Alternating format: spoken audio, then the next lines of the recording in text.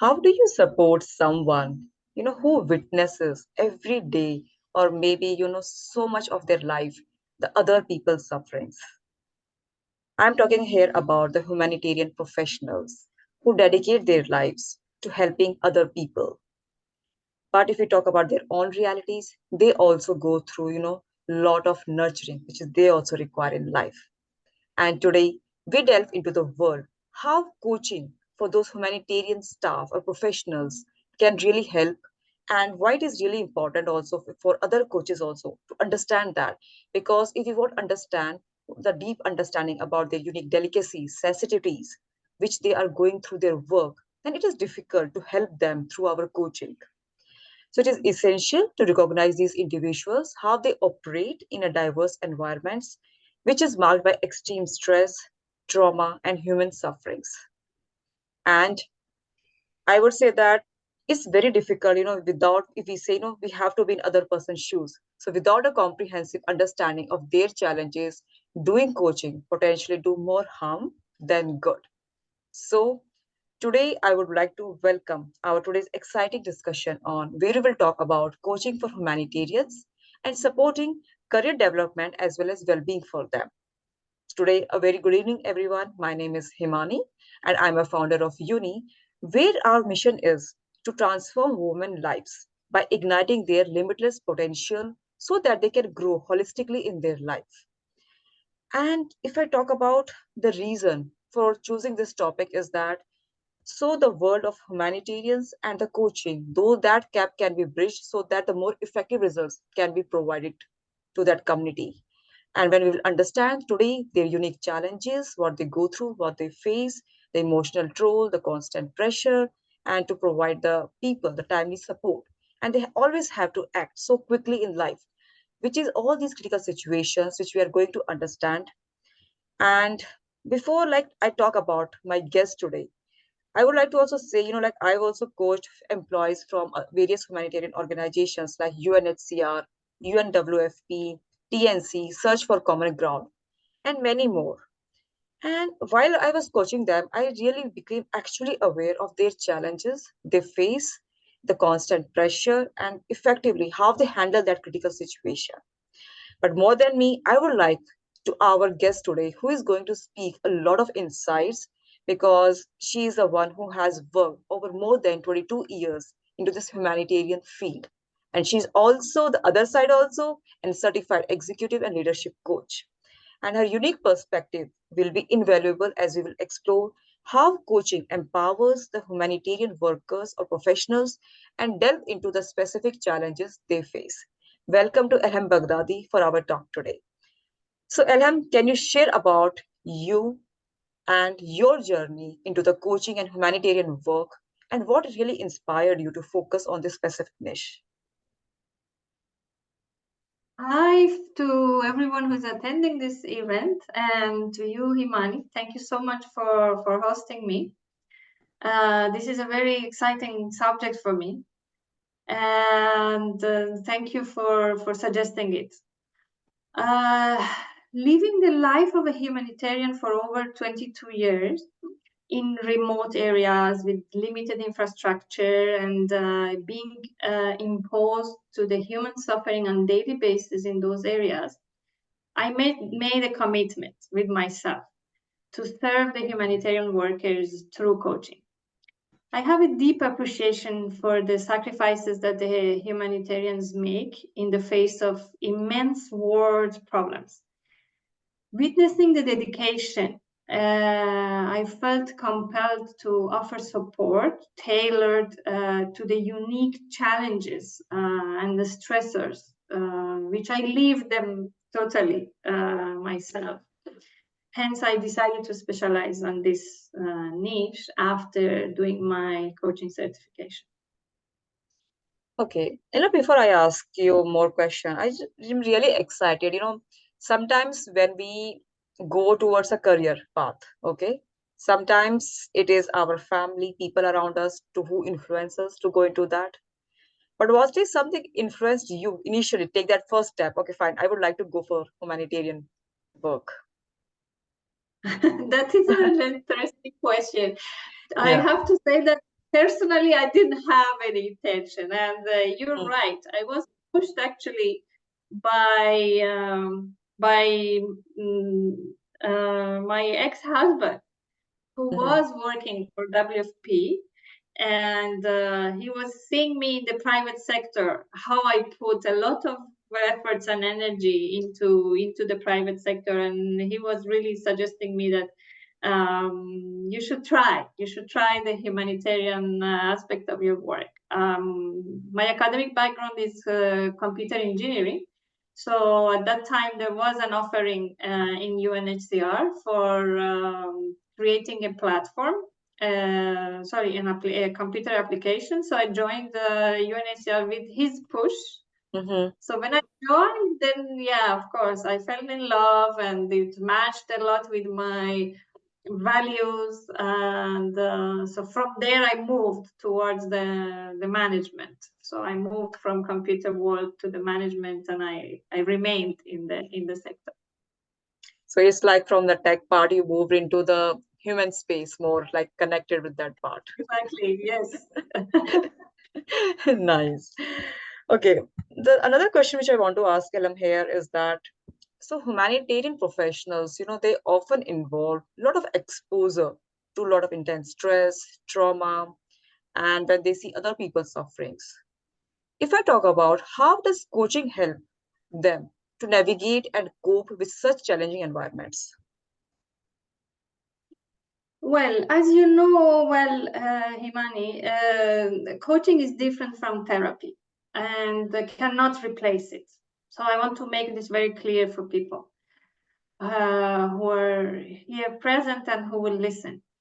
Therefore, if anyone is already going through a trauma or a burnout, they might need to get specialized psychological help beside coaching. So I have a lot of clients who are going through this process, and actually the burnout itself, and they might need to get a specialized help. So they go through the therapy, and at the same time they benefit from coaching that is essentially focusing on a different aspect of recovering from a trauma. Therefore, coaching serves as a vital tool for humanitarian workers to navigate the complex and the emotionally demanding environment that they are operating, and prevent them from reaching to that critical point. So they can use coaching as a prevention measure, let's say. By providing a confidential space for reflection, coaching helps them to manage stress, build resilience, maintain well-being amidst of adversities, and do not push themselves beyond that, which is very probable scenario, because when you see suffering of others, you would sacrifice all you have to help them, So this is the point that the humanitarian workers need to be very careful about. They can only help others if they keep their physical and mental health in a good shape.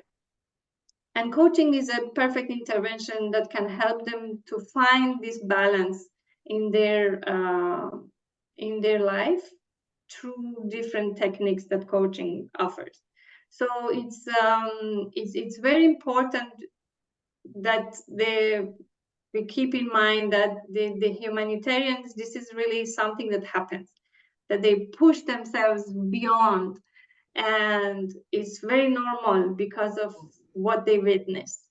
So if they have a coach beside them, they keep them, in the right path in order not to fall under the trauma or burnout during their work. Elam, so of course I know you are a coach right now, and you have also taken the coaching. Your organization has offered you in the past the coaching. But before that, were you able to correlate some of the things like which you have felt like maybe I could have a coach in life and I could have taken a better decision at that time? Uh, Of course. So when I went to Cameroon, Mm-hmm. that was somehow the second assignment that I was going out of my country as an expat. And yes, as you said, I didn't have the experience of having a coach before going there. And if I compare it when I went to Uganda later on, a few years later, and I had a coach beside me before going to Uganda, I can completely see the difference. The level of stress, the communication between myself and my team, how it's affected the coaching, the smoothness of the communication. And so in general, the quality of the work that I provide and also the quality of my life as a person, uh, I cannot really compare. Mm-hmm. Yeah. When I was coaching somebody, so we just have one discussion with the person. And of course, there are different problems, challenges come. But one thing also she mentioned is that, especially if you are from one as a native country and as a humanitarian, when you have to shift to another country, it becomes very difficult to adopt the culture with the people and make that work whatever they want to do to go successfully. So that is something she told, that initially also, like after spending 3-4 years in that particular country, she still has to face, if she has to pass any like budget, or if she has to pass any of the project, it takes a lot of time because of that when they shift to different countries. You also face something like this, because I know you have traveled a lot of countries for the work. Of course, you need to learn the culture, you need to learn the system, as you said. So if you want to do something that you, for example, just a simple example. So I live in a country for 2 to 3 years. I want to drive, so I need to get a driving license. So the way I get driving license in my country, and then in Jordan, and then in Cameroon, they were all different. These are just the things that you don't think about. The people who go, I don't have a kid, so I never travel with my family, but I know a lot of colleagues who travel with their family to from one country to another. They want to enroll their kids in the school, and the school in this country doesn't match the curriculum, and nothing doesn't match with the previous country, so they have to equivalent it, and the kids go through a lot of stress, which gives the parents a lot of stress. So it's not only the human suffering for humanitarian work. There's a lot of side things that they have to deal with and they have to face while they're moving from one country to another. The system of banking, the system of renting a place, these are all side things apart from the problems that they see from the people that are going to help, but they have to face and deal with all these type of side things that you rightly mentioned as well. Before I ask you something next, I can correlate this something with the defense people also, because when I have few friends whose parents were in the defense, because of their parents were in defense, they have to move different states, different countries, and because of that, their study that has to be changed. They adapt to the new curriculum. I think those are the different challenges. Apart from the parents, the kids also have to go through. Yeah, yeah, Absolutely, absolutely. yeah. So, in your experience, Ilham, what are some common struggles or issues that humanitarian professionals face? Okay, maybe I would say, like, why I'm asking you this thing. The reason is this: there are some challenges. Of course, we talk about trauma, stress, but something which is very peculiar, which people don't talk about it. Would you like to highlight something? Yes, sure. There are very specific challenges for humanitarian work, and I can talk about them from heart because I lived them. So common struggles for humanitarian workers include the burnout and trauma. We already talked about it. There is compassion fatigue that they may have, the sense of guilt that they are not being able to help as much as they want, suffering from world's injustice and double standards, difficulty balancing personal and professional demands, Mm-hmm. being away from their loved ones, Distance, a lot of time they will have distance romantic relations, so their partners are not physically beside them. This is very specific as well. Lack of belonging to a specific place, like their place of birth or habitual residence, and feeling of not having any root anywhere. This is something that I myself felt. That's why it's been now 3 years that I start to settle in the same place, because I felt like I don't belong to anywhere anymore.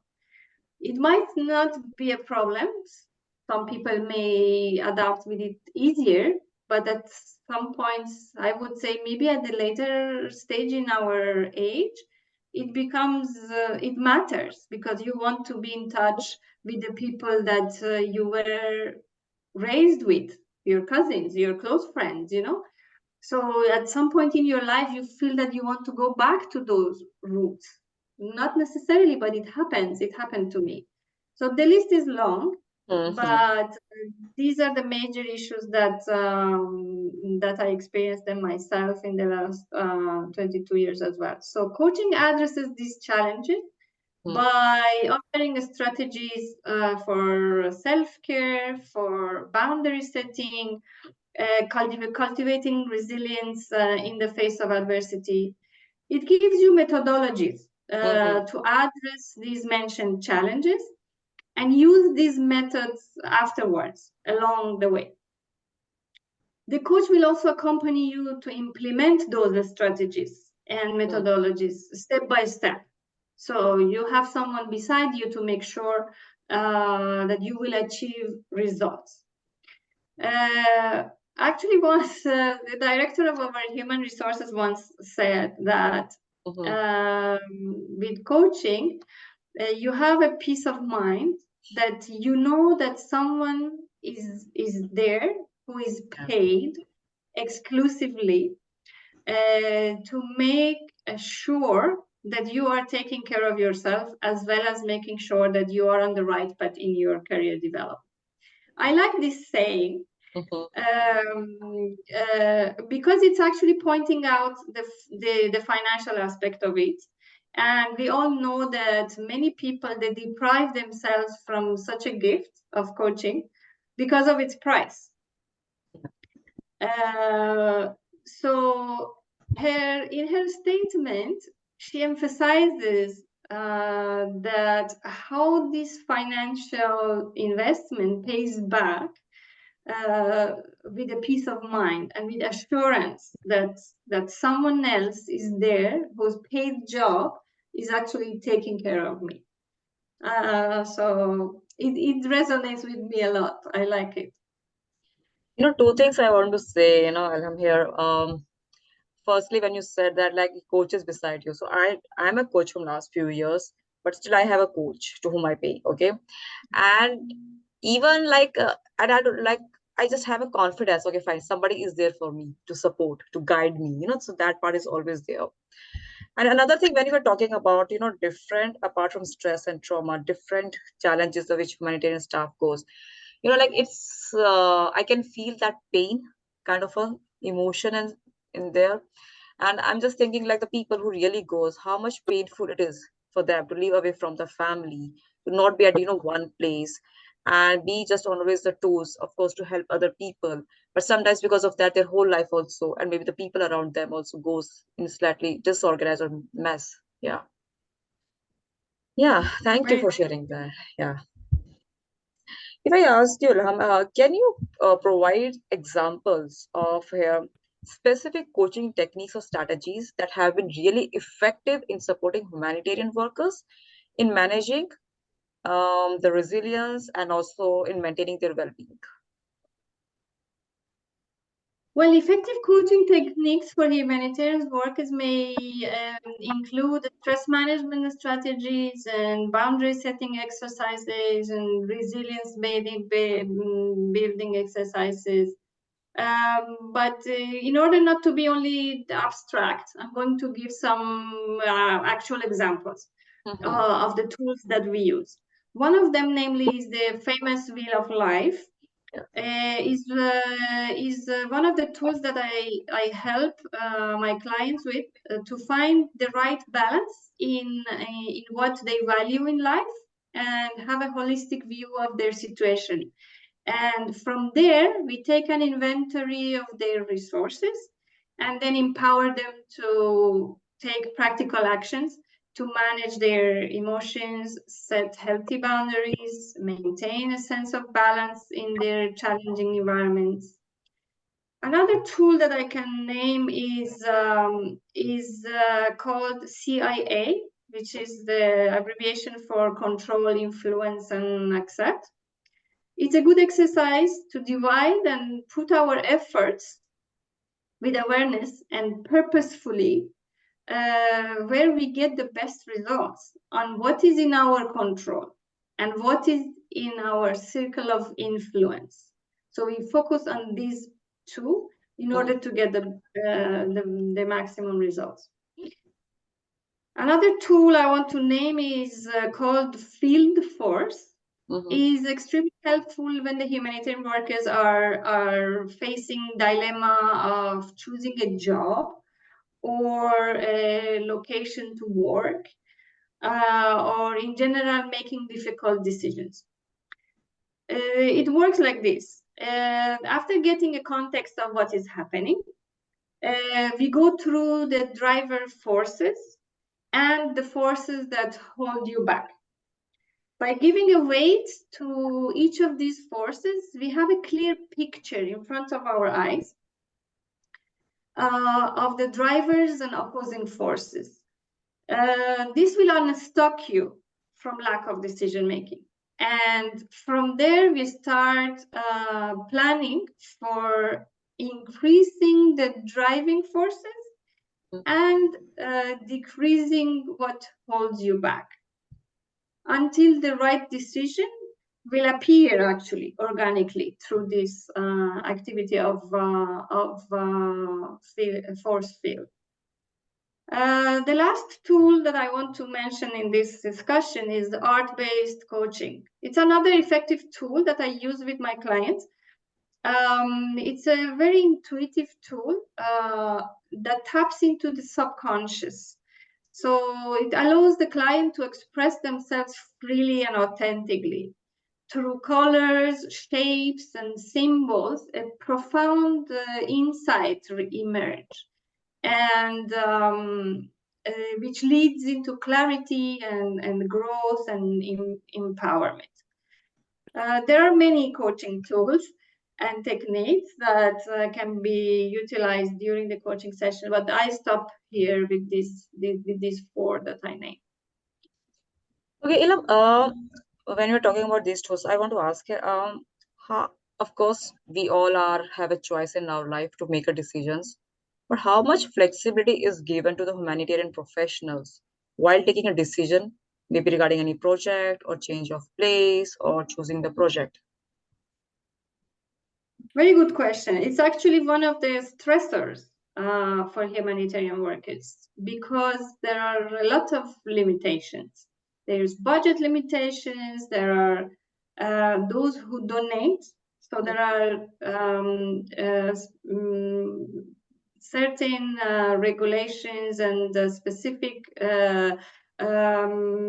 reports, methods of reporting that people, the humanitarians needs to follow in order to report back to the donors. All this adds up to the stress. Another thing is the bureaucracy. So a lot of these organizations are operating internationally in many countries. So there are a lot of bureaucratic procedures in place that gives you a lot of stress as well, and delays your work, which makes you frustrated that you cannot do what you need to do right now, right here, but the protocols and the bureaucratic procedures stop you to do them. Something else came to my mind, but it slipped away, about the specifications of the humanitarian work. So I mentioned the specific needs of reporting back. the lack of budget, the bureaucracy that adds to the stress. Well, okay, it slipped. No worries, I no. stopped. Why I asked you this question because once in a past I was coaching somebody, and she says I have a lot of skills, knowledge, and I can deliver much way better projects. But whenever I try to address those projects to my supervisors, they get rejected, because of a lot of different factors, and that used to make her so much frustrated. So from there, like, yeah. Yeah, it's true. As I said, it's there is a lot of limitation. There is also international relations that affects these things that you may have a great idea, Yeah. but because you work as an international organization in a country, you have limitations because the host government may not actually support you to do those initiatives.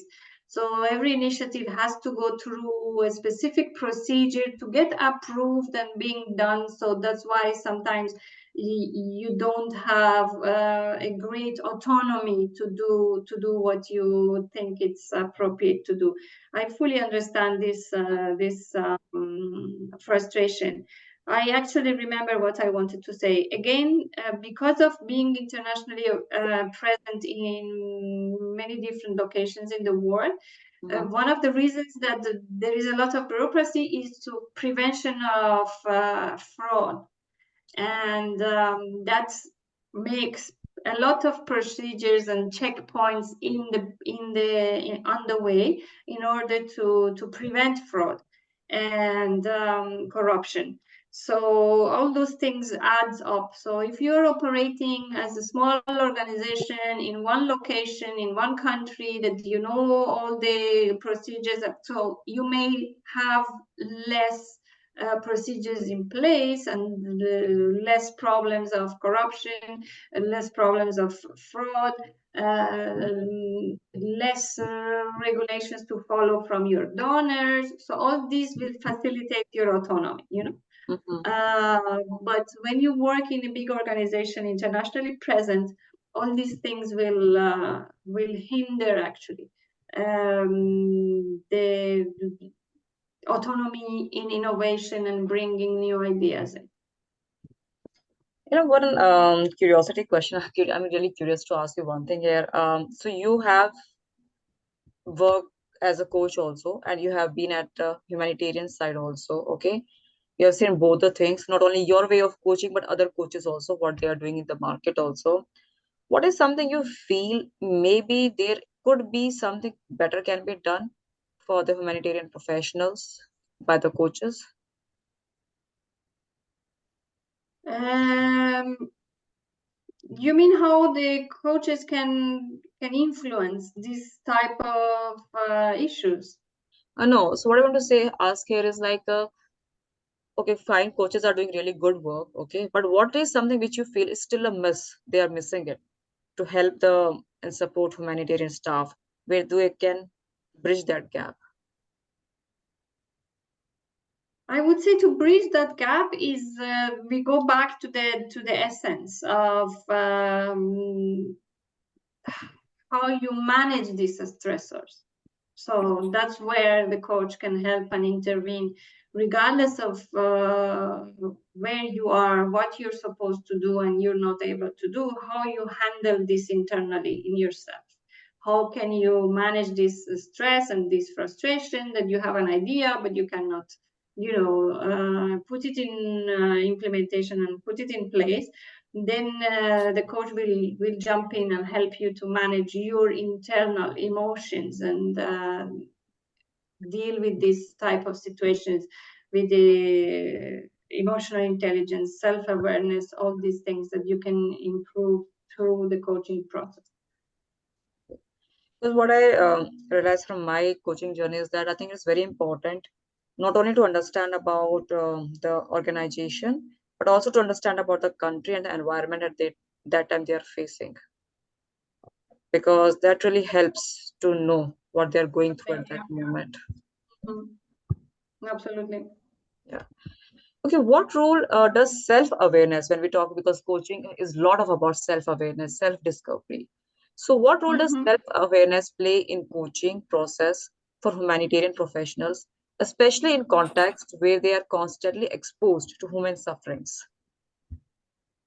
Yeah, self-awareness, as you said, I mean, it's something that will help any human being in any life situation. But if you want to talk about a specific situation of the humanitarian workers, Mm. um, it enables them to recognize their own emotional triggers and biases and limitations. So this is also generic.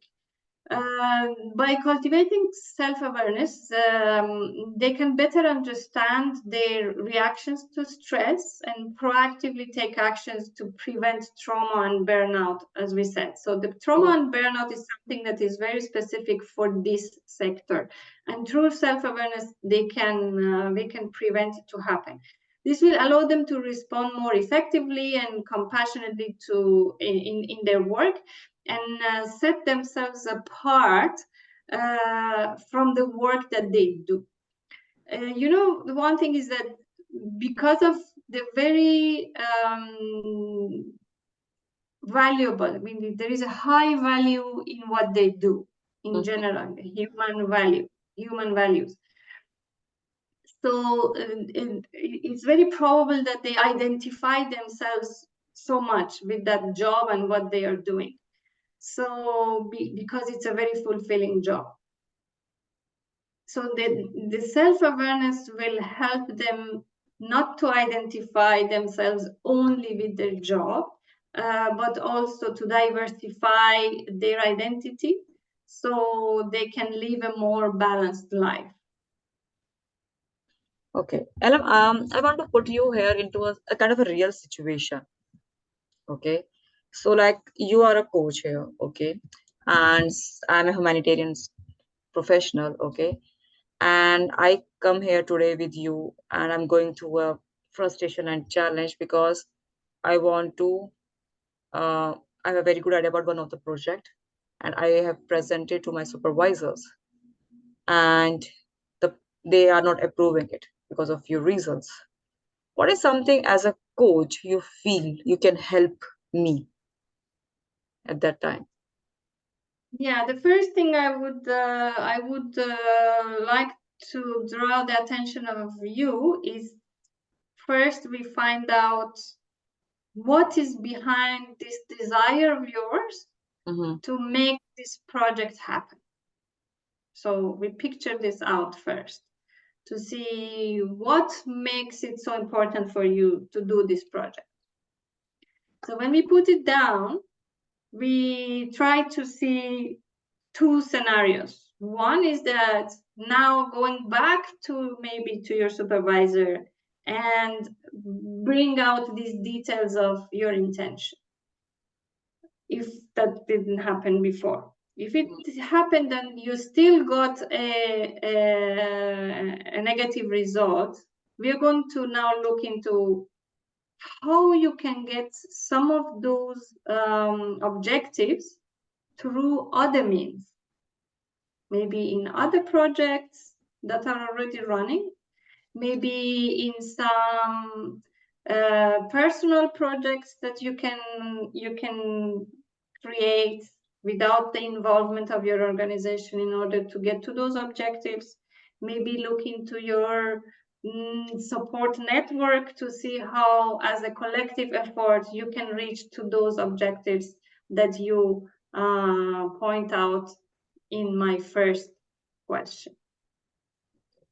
I think it's a good part which you mentioned because I remember I was coaching somebody and the person was going through a lot of pressure and he has something in mind. He presented to many times to a organization, but they didn't get convinced. After a moment, I think everything happens for a good. He decided to go for a consulting and where he proposed the project to somebody else. And yeah, I think there are different ways maybe the people can do. True. Right. Yes. Yeah. Sorry. Yeah.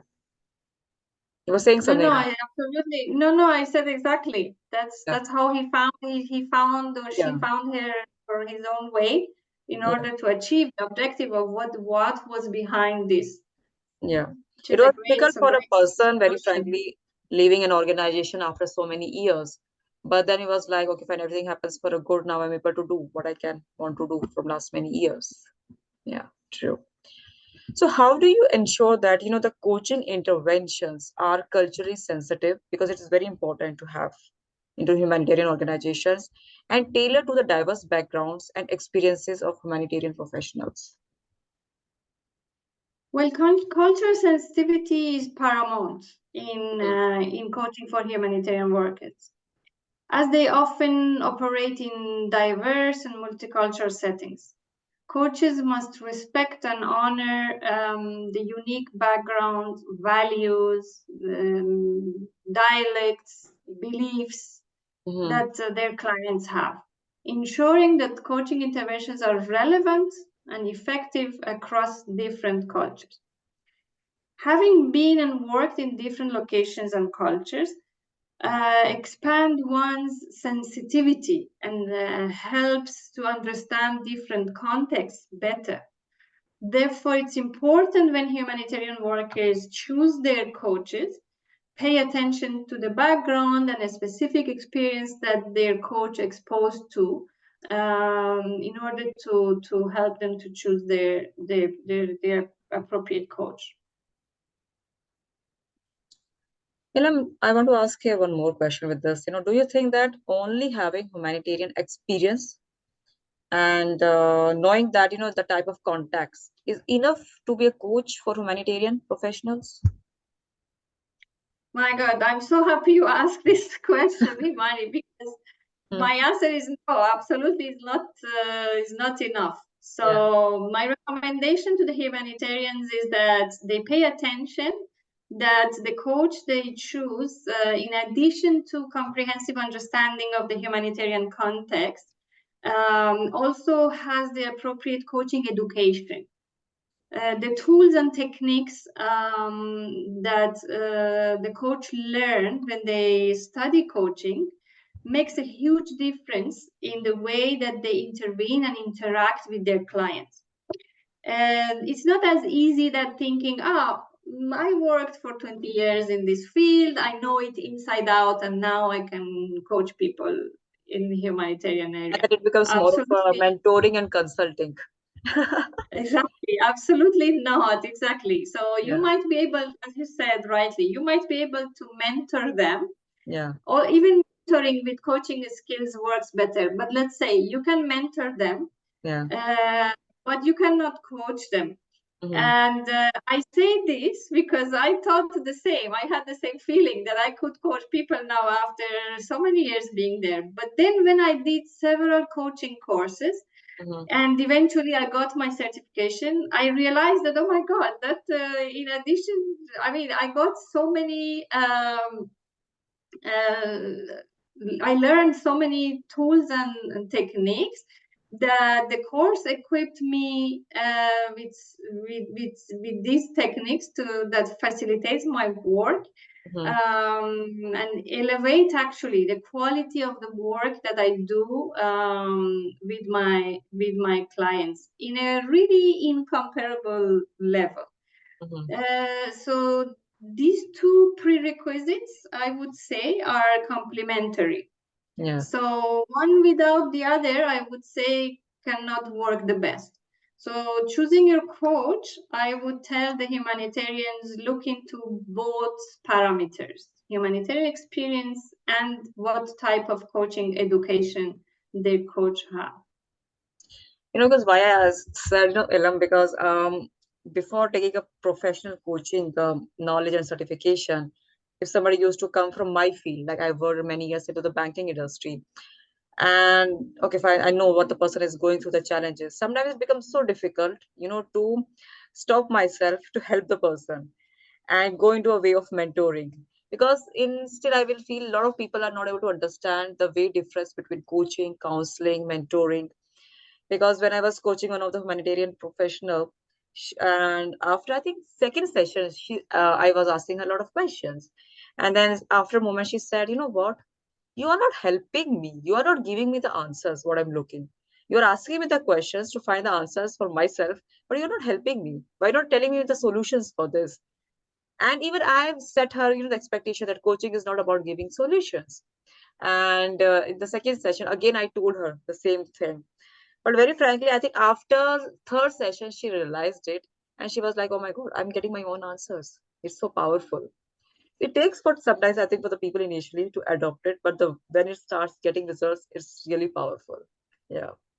Yeah, I think it's important that people just understand and adjust their expectations. So you can benefit from a mentor who gives you solutions, absolutely. But we need to know that if they approach a coach, that's a different approach, a different system, and they don't expect answers and solutions. True. And I think the day when we will start coming from our imposter syndrome, that yes, we are the one who are having a self-worth, we can get our own answers. I think it will become life easy at that time. Yeah. Yeah. You know what, Ella, we all love stories. So I would like to know some of the success stories or memorable experiences where coaching has made a significant impact on the work and well-being of humanitarian professionals. Well, I will tell you the success story of myself, actually. Okay, yeah, sure. So, which tremendously helped me in one of my assignments when I was going to Uganda. Um, my organization assigned me some coaching sessions before I go to Uganda, and to prepare myself for that journey, I had these sessions with a great coach.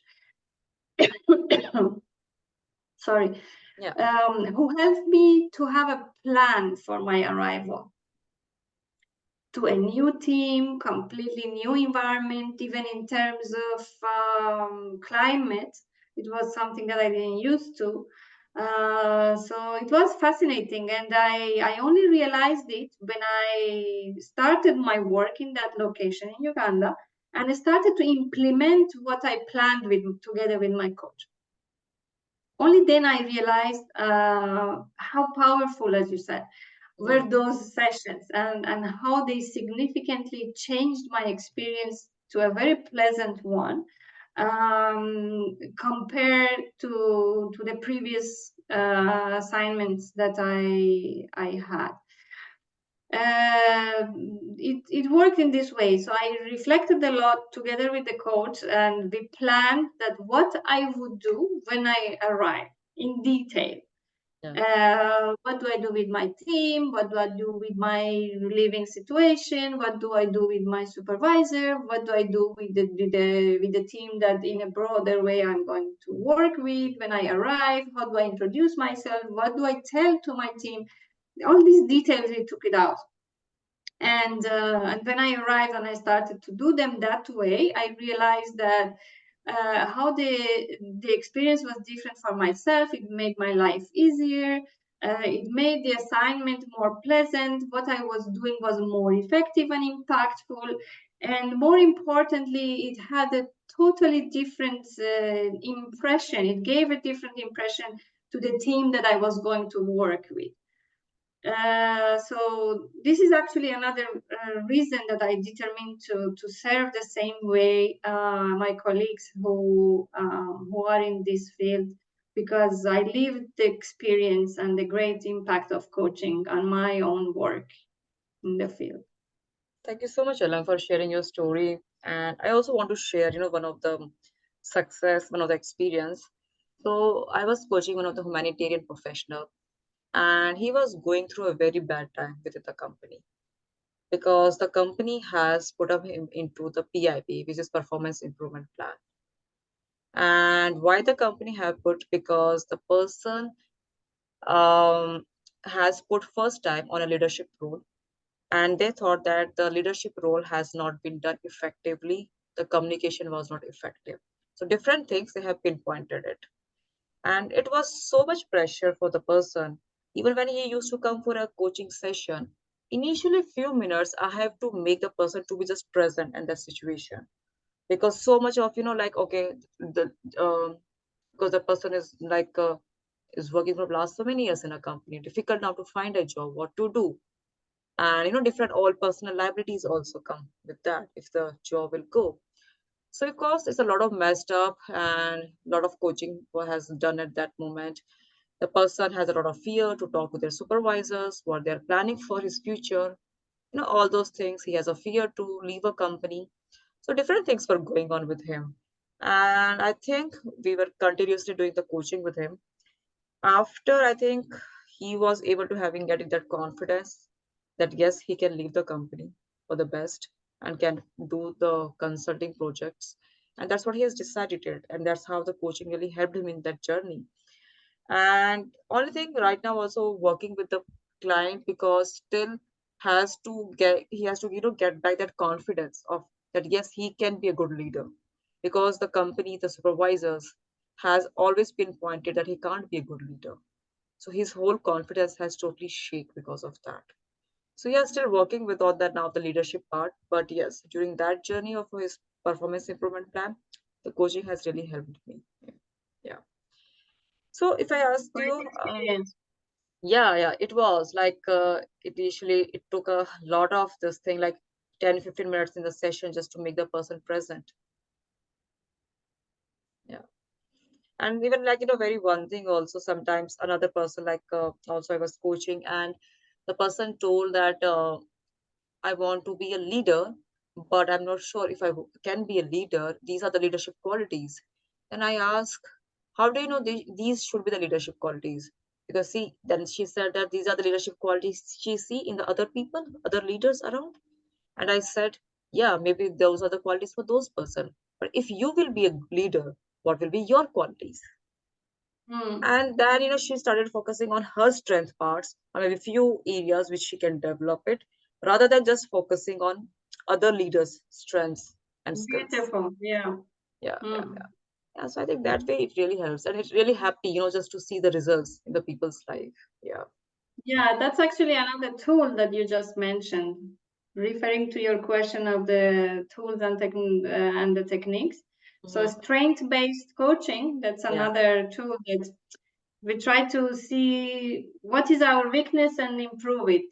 Mm. But no, we need to shift our mindset to our strengths. So what are my strengths? How can I leverage the strengths Mm. to do better? Because in the weaknesses, yes, it's good to work on them, it's good to know them and try, but the amount of effort that we put in our weaknesses to make them better, if we put that same effort on Yeah. our strengths already, we accelerate much faster and better. Yeah. I mean, before I move next question, Elam, I think it is for the leaders also, rather than expecting somebody to get that strength and do that work effectively, it's better the leader should also know, okay, what are the strengths of my team and, Ex- delegate that work to their team. Yeah. So Yeah. how can Elam organizations, better integrate coaching into their support systems, especially for humanitarian staff? And what are the potential benefits of doing so? I think organizations can better integrate coaching into their support system for humanitarians by providing access to trained coaches, Mhm. by promoting a culture of self care and continuous learning, and incorporating coaching into their staff development program. Actually, this is the way I myself started with this. It was a program that was offered by my organization for coaching techniques for managers, as just you just said about how you really find the strengths of your team and all the coaching techniques that you use to make best out of come out of your team. That's how I also started. And the benefit includes the increased job satisfaction, reduced turnover, improved overall performance, and the most important one is that they will have a healthier and happier personnel. That is the organization's most precious resource. I think yeah, these are some good ways also. Like now, organizations are doing these days, like help the people to train to become a coach, so they know how to like do that coaching into their own organizations also. Nilam, I'm really curious for you here is like if I talk about top three things, okay? which has changed for you, maybe because of your coach or maybe after you have become the coach?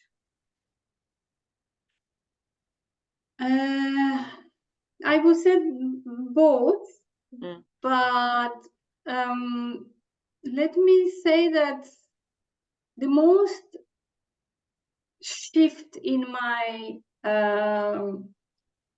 in me being a better leader and being a better human being for my personal life was through the education of the coaching. So while I was doing several courses for coaching specifically and other trainings that I did on nonviolent communications, different life skills like the empathy, active listening, conflict management, all these courses that I did, actually they changed me as a person and obviously as a leader. So I already started all this before I go to Uganda, as I said, and then I had the coach as well. So the experience that I had in my assignment in Uganda was totally different because of both elements. What I was learning in the courses and then the impact that the coach had on what I had to plan to go and to do there. Thank you so much for sharing. If I ask you, today's our last question, so just looking ahead, what do you envision as the future of coaching for humanitarian professionals? And how do you see it as an evolving to meet those changing needs of this sector? The future of coaching for humanitarians lies in innovation, collaboration, and adaptability to these changes that you're talking about. Mhm. As the sector evolves and new challenges emerge, coaching must continue to evolve to meet those changing needs of the humanitarian workers. This may involve actually integrating technology, expanding access to coaching resources, and fostering partnership between coaches and organizations and other stakeholders. These changes that we are talking about are more remote assignments, less budgets, which brings a lot of pressure, moving from providing life-saving services to advocating for resilience and self-sufficiency of the affected population, the increase of individualism with the technology. All these things are the things that are evolving and changing. So we need to adapt the sector, the coaching sector, to the humanitarian needs in this sense. Because if you look at in the last 20 years that I am there, we shifted a lot the approach of humanitarian assistance. So instead of going and providing food, going and providing the shelters, we really try to advocate for the resilience of the affected people, to cultivate their land, for example, to basically grow their own food, or learn how to adapt themselves with their new environment instead of just providing the assistance. So all these changes we need to adapt also the other services that are related to the humanitarian life to all these changes. As I mentioned, it was the last question, but with what you said, I just have one more curiosity to ask you. Like, there are few humanitarian professional who, of course, situation is challenging, but who are there at some of the stable places where there is maybe not a war going on, slightly the economy and everything is going stable. But maybe many of them are still at a placed in a position or where location, I would say, where still there's a lot of instability because of war and other maybe crimes or other corruption. Those things are going on. So if they are placed in that position, okay, that location, okay, because at that moment they have a lot of other stress going on that mind because of the situation and environment. How to Exactly. coaching really can work at that particular point of time and bring them into the attention span, especially. Yeah, I think we addressed already in one of the questions that Yeah. coaching will help them to have this awareness that you're talking about, and Mhm. instead of putting all their what they have to helping those situations, they take care of themselves as well. So it's like the first safety advice that you receive in any safety training that you go, and also if you go to the plane and they first thing they tell you that when the oxygen masks come down, if you want to help others, Yeah. first put your own mask and then put the one of your kid or the ones that you want to help. So that's how when they get the help of the coach will try to bring their attention to this part, because as we said, it's very normal that you lose this focus, and you put all your focus and attention on helping those people who are in need. So the coach will help you to bring the attention to your own safety and mental and physical health in order to be able to help others as well. I would say thank you so much, Ilam, for giving so many insights today and the reality picture check also. And before we just, over, I just want to know that if somebody wants to ask any question from us, then please let us know. Otherwise, yes. Yeah, we had people who were with us from the beginning, Nadine and Morogi. So we appreciate your company, and if there is any question, anything that you want to raise, please go ahead. If you want to share something, yeah, in case. Yeah. Yeah, Murgi, please, you can unmute and yes. Hi, Himani and Elham. Thank you for this really engaging and inspiring session. I actually just saw it on LinkedIn when I was about to sign off, and Mm-hmm. I told myself I have to join. So I work with UNICEF, focusing on media and emergencies. And though I am not in the field, I'm based in Geneva, I also find it quite stressful. Because I am matching the energy of our colleagues in the field, responding 24 hours a day in very difficult situations. And so my question to you, Himani and Elham, is how can we also support those who support humanitarians? Because in communication, we receive the first videos of, bombings and children who've been impacted, people who have been hurt. And so there's some of that trauma as well. And burnout. So how can we also support those who are not in the field but are supporting those on the front line? Thank you. Enough, you would like to take first? Sure. I mean, thank you very much, Maragi, for bringing that up. And I'm very sorry if the whole time we were emphasizing on the people in the field, but I feel with you completely. I worked in the headquarters as well throughout these years. I was 3, 4 years in working in Budapest in our headquarters. And I totally feel with you. I think the stress that you get from distance can be even more.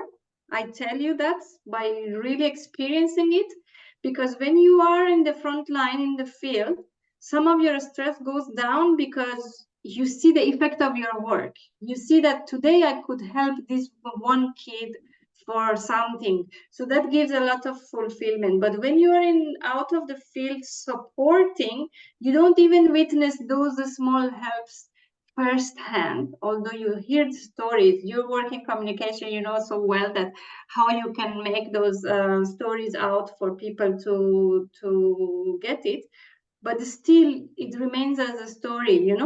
You don't feel it with your own eyes, hands, foot there. So it sometimes it even have more stress when you are away in the headquarters or in the locations that you are not in daily contact with the people in need. So I fully feel with what you said. How we can support them, I would say the mechanisms are the same. So the same way that we can support the people in the field, we can support the people in out of the field as well. But again, as I said, for the field people, is that it's important that you understand their situation. It's also important to understand the situation of the people who are not in the field and understand their context and their frustrations, as I just said. So it's important, if you want to get help, you get help from someone who understands your specific situation as well. Yeah, Himani, go ahead. Yeah, I would like to say, of course, I'm not worked in a humanitarian organization, but of course, the people are working not on the field. I think it is important for the colleagues and leaders also to give that much privilege and importance of their work, what they are doing it, because sometimes they feel the people are more contributing on the field, but the people there at the back also is try to help them as much support, because without their support also it is very difficult, to provide that. Very true, very true. To acknowledge the great work that Yes. they do behind the scene as well. Yeah, yeah. And another Very, part is, very. I think communication is very important part here, because when I'm saying communication, the way you communicate with yourself that yes, I have done also some contributions into that work. I've also supported my staff. And also by the contribution and like communication way, which you are also, sometimes it will happen that you will realize it. Maybe you're not getting that kind of acknowledgement from your people on the field or maybe from your supervisors. It is very important to have that kind of a communication, make to your supervisors also what you have done, and also just show that empathy factor with the communication what you are doing at the back to the people on the field, so that they also understand. And sometimes I'm not sure, Murugi, how often it is in the humanitarian organizations, but whenever you get a time when they are not on the field with so much stress, communicate maybe sometimes to them what else also you are also as a person doing, because then they will also understand it. Yeah. Yeah, telling them your frustration. Very, very good points you put out, Himani. Yeah. How do you feel about that, Moragi, to do that? Have you ever done it with the people in the field?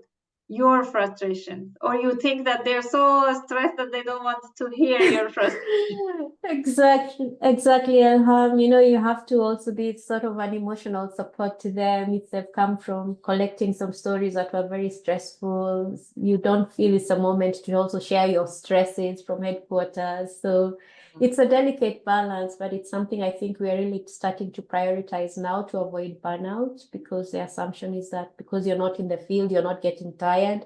Yeah. But regardless of where you are, I think it's important. But it's good to hear that you can actually get a coach also. I really like that there's coaching for humanitarian workers. And maybe we can also have coaches for those who support humanitarian workers on the front line. But thank you so much, colleagues. It has been wonderful. I think you have a big tool in your hand working in communication. So if you feel uncomfortable to share your frustration with the people who are under stress, but through your stories in communication, you can tell also the stories of the people in headquarters. So when they read it, they will realize that, oh my God, that's